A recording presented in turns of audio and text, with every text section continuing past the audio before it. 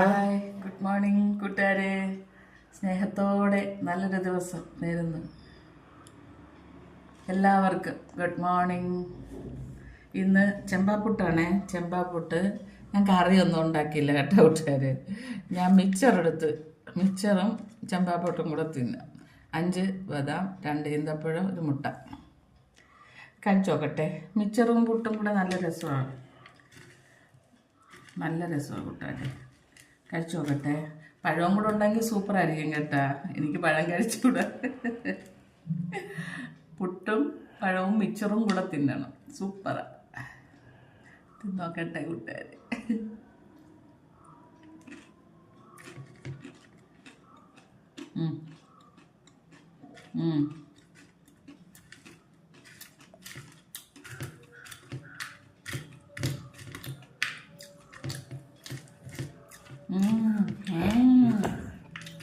കൊള്ളാൻ കൂട്ടുകാരെ.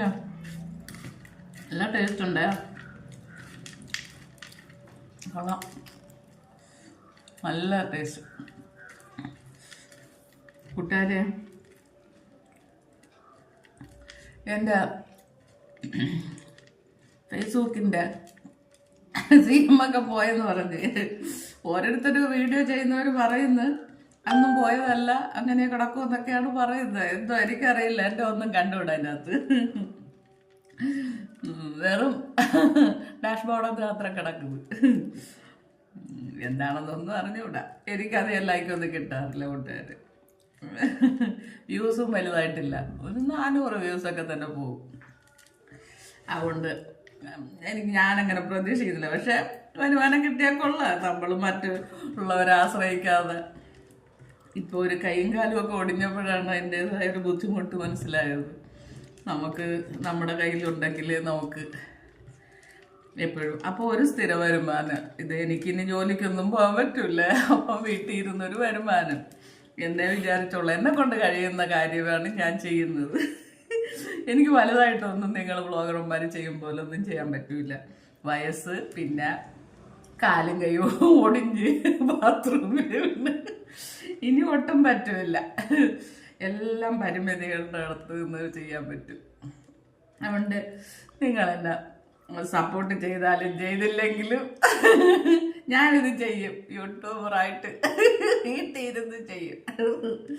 പിന്നെ ഫേസ്ബുക്കിന് ഇഷ്ടമുണ്ടെങ്കിൽ ചെയ്യട്ടെ. എന്തെങ്കിലും എന്നോട് കരുണ തോന്നി ചെയ്ത്. പിന്നെ പെമ്മക്കളാവുമ്പോൾ അവരവരുടേതായ വഴിക്ക് പോകും. കല്യാണം കഴിച്ചിട്ട് അവരവരുടെ വഴിയാ. നമ്മളെ ഒന്നും അച്ഛൻ്റെ അമ്മയും നോക്കാനൊന്നും അവർ നീക്കൂല കേട്ടോ.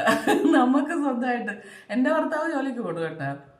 എൻ്റെ ഭർത്താവ് ലോട്ടറി കച്ചവടം ചെയ്തതാണ് ഞങ്ങൾ കഴിയുന്ന.